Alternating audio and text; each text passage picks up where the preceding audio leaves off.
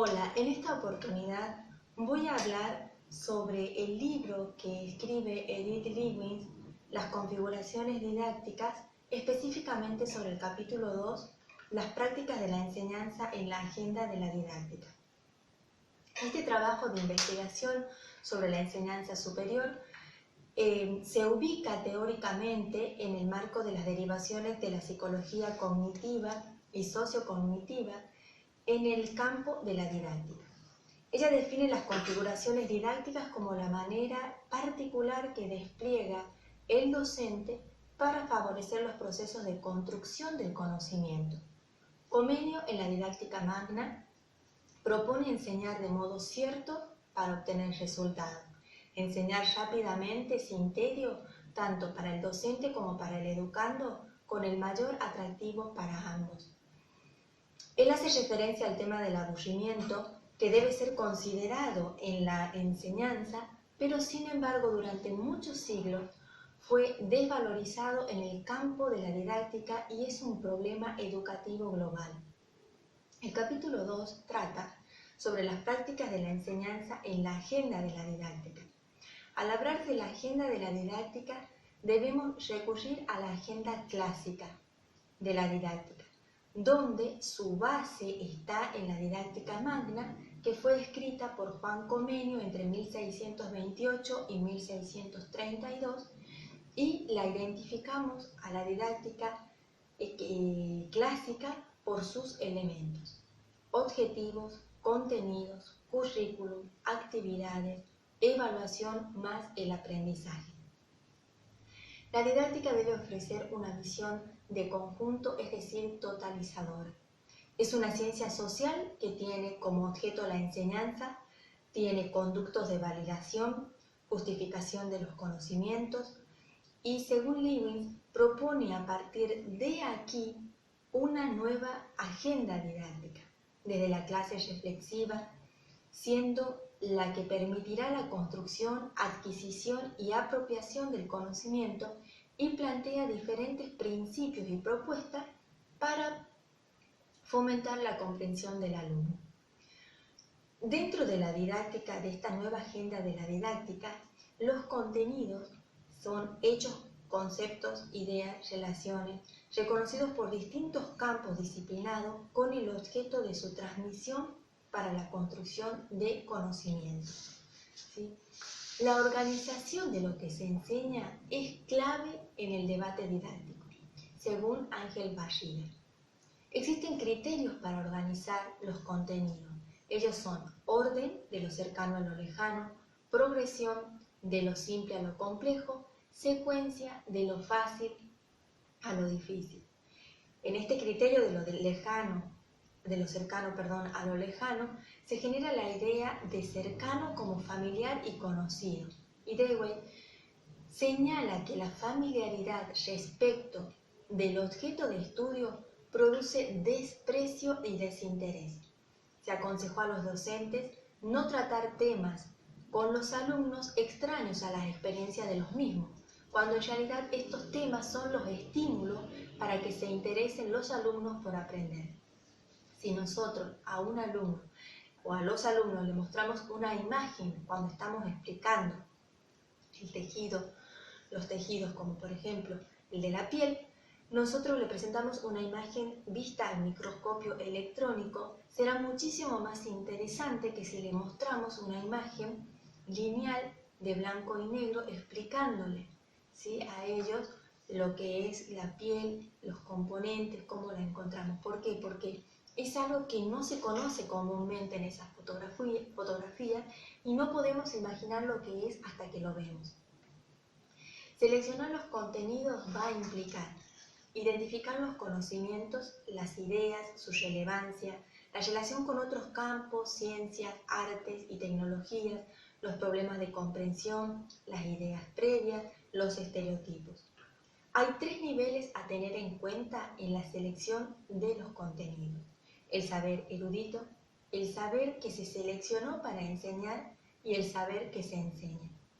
Estos niveles de saberes se pueden reconstruir históricamente y así se puede ver los desarrollos del conocimiento científico en ellos. muchos saberes quedaron en el camino. Por ejemplo, tengamos como referencia la célula que fue descubierta por Robert Hooke. Desde el saber erudito al saber que se seleccionó para enseñar, hay muchos saberes que fueron recortados, es decir, que no fueron seleccionados para ser enseñados, como por ejemplo todo el trabajo investigativo que Hooke realiza, sus hipótesis, sus experimentos, sus conclusiones, ¿sí? Una vez seleccionado el saber a enseñar, tiene influencia en los procesos de formación del docente y sus propias relaciones con el pensamiento de los docentes. En la actualidad, los contenidos se organizan por disciplinas, ¿sí? Cuando hablamos de disciplina, estamos hablando que son el marco dentro de lo que se organiza, se crea y se transforma el pensamiento, la percepción de la realidad y la acción humana utilizando imágenes y métodos científicos. Gardner habla de que hay muchas maneras de acceder al conocimiento de un tema. Para él el conocimiento es la habitación en la que pueden entrar por diferentes puertas. Y en su investigación él va a mencionar 5 maneras diferentes de ingresar. Es la narrativa, lo lógico cuantitativa, lo fundacional, lo estética y experiencial. Los estudiantes son diferentes, como todos lo sabemos, y pueden elegir diferentes puertas según sea más apropiada para entrar y en qué ruta se sienten ellos más cómodos para seguir una vez que llegaron a la habitación de ese conocimiento. Un docente habilidoso es una persona que puede abrir un número importante de diferentes entradas al mismo tiempo. Nosotros cuando seamos docentes debemos programar la clase, un programa anual cuyas unidades deberán ser distribuidas según el tiempo que se cuenta para desarrollarlas. Estas unidades están divididas en temas que se enseñarán en días y horas determinadas. Deberemos pensar en los recursos que necesitaremos, es decir, salidas de campo, video, imágenes, creación de Power. También tendremos que pensar cómo abrir la clase, cómo motivar a los alumnos y así poder generar interés para el desarrollo y no caer en el aburrimiento que mencionaba al inicio. Como también deberemos pensar y preparar el cierre de la clase. Porque cuando no preparamos la clase, generamos la improvisación y la monotonía. Lewis en este capítulo también analiza el método, siendo este la manera sistemática y ordenada de enseñar. Ahora nos preguntamos, ¿cómo enseñar? Comenio en la didáctica magna propone un único método. En el capítulo 18 aconseja a quienes enseñan para la obtención de aprendizaje sólido la continuidad de los estudios que los posteriores tengan su fundamento en los que lo preceden y estos se afirmen y corroboren en los que van después. En el capítulo 20 se refiere al método de enseñanza de las ciencias en particular. Enseñar a cuanto naturalmente puede percibir los sentidos y recurrir a modelos y representaciones cuando falle lo natural. En el capítulo 21 se va a expresar al método de las artes. Lo que ha de hacerse, ha de aprenderse haciendo. Lo que se puede vislumbrar en esto son los problemas existentes en el enseñar y el aprender. El tema del método en este siglo se enfocó en la comunidad educativa desde una perspectiva instrumental.